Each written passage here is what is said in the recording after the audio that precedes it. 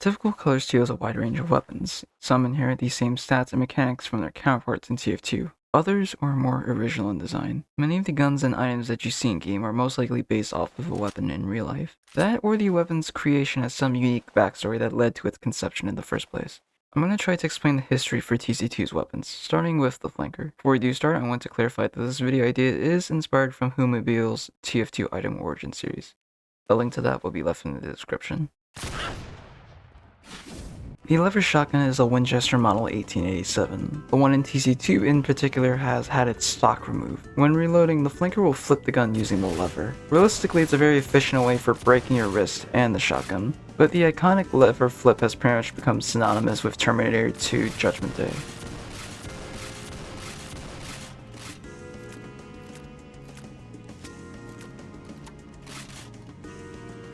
The Mule Mauler is a more futuristic version of the lever shotgun. The idea for the weapon itself comes from an unused pair of scout weapons that was created by the Weta workshop.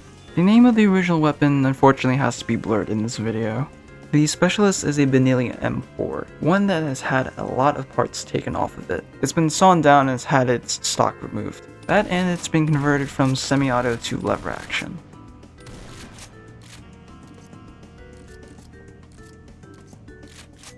The shotgun cannon is a Winchester model 1887, but with a barrel of a blunderbuss and a drum magazine attached to the bottom. There's also a couple additional bolts and screws. The Babyface's blaster is a Browning Auto 5, but it's been converted to a lever action weapon instead and has a drum magazine. Otherwise, it's a direct pull from the TF2 variant. The reload looks a bit off at the moment, if I'm being honest, so I wouldn't be surprised if it got remastered in the future. The Perceptionist is a Hanek Model 410, a lever-action shotgun that is primarily sold in Turkey. The flanker loads rifle rounds into the gun, probably because the animation is shared with the Winchester rifle in Arsenal. The Lupara DB is a Stevens Model 311 shotgun, one that has been sawn down and had its stock removed. The term Lupara is an Italian word that's used to refer to a sawed-off break-action shotgun. The Mach coach is a reskin of the Lupara that was obtainable in a battle pass. I don't own it myself, so I don't know what the reload looks like. To me, it looks like it has some resemblance to a Rotwheel Model 72, but that's just my guess. The Soda Popper is a 12-gauge double-barreled shotgun, one that has been sawn down by a lot. It's been wrapped together with various bands, and it's held together by a soda can.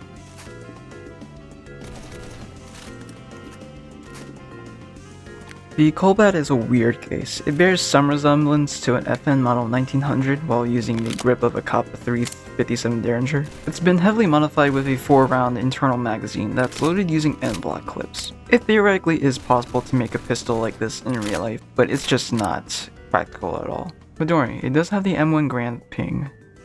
The pistol is a Browning High Power. That's it. It's actually more simplistic than TF2's pistol, which is like a hybrid of 3 different guns.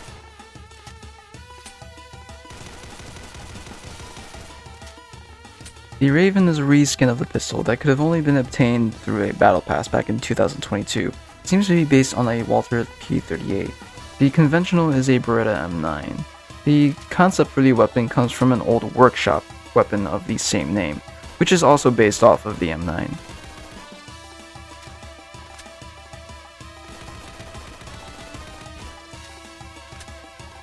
The concealed carry bears some resemblance to a Beretta PX4 Storm pistol. The name does hold true to its real-life counterpart, since many compact variants were created for the PX4.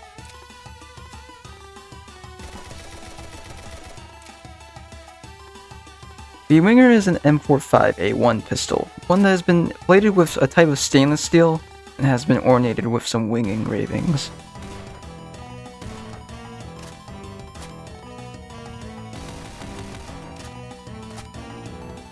The Batarang is, well, not the Batarang you're thinking of, probably. It uses the handle of a baseball bat and has an axe blade shoved down the center.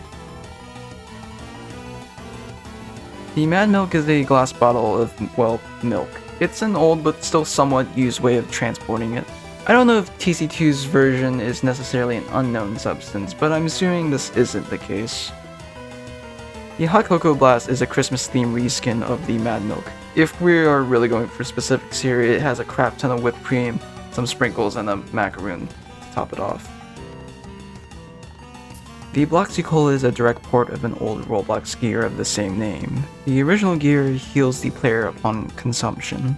The same can also be said for the Bloxaide, which is a reskin of the Bloxy Cola. Like its predecessor, it's also a direct port of another Roblox gear.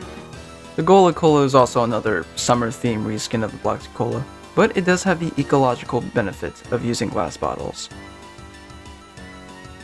The Witch's Brew is another reuse gear, which is meant to be TC2’s version of the Critic Cola. Weirdly enough, the soda popper uses the old model for the Witch's Brew, and it hasn't been updated since.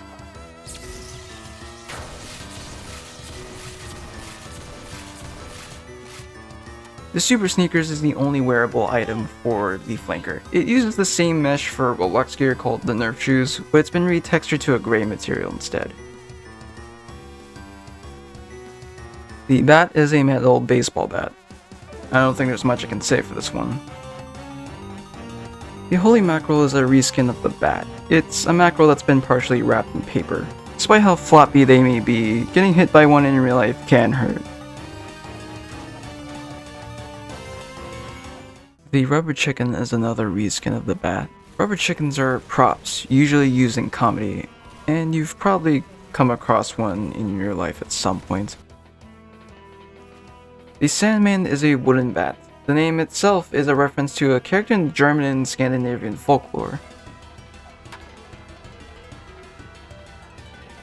The Rally Racket is a reskin of the Sandman. It's a badminton racket. The Atomizer is an aluminum bat that has been outfitted with a couple of team-colored bands. The little bands themselves are meant to add more weight to the user's swing. The Grill Scout is a metal bat with a tiny grill setup in it. The rack is located at the top and seems to be heated by a little flame that's inside the bat itself. The Wrapped Assassin is a cardboard wrapping tube with an ornament.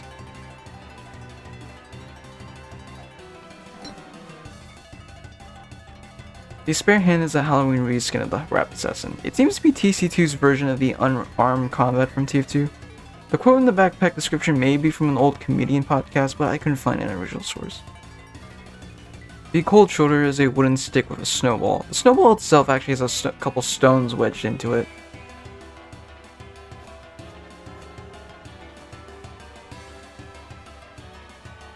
The Brooklyn Basher is a wooden baseball bat that has been outfitted with some spikes.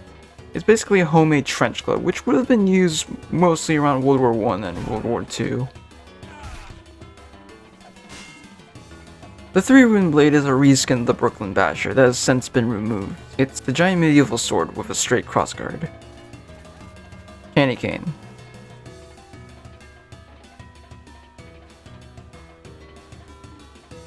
A wooden sword is a cheaply made weapon that's usually designed for training purposes. In TC2’s case, it just looks like a toy.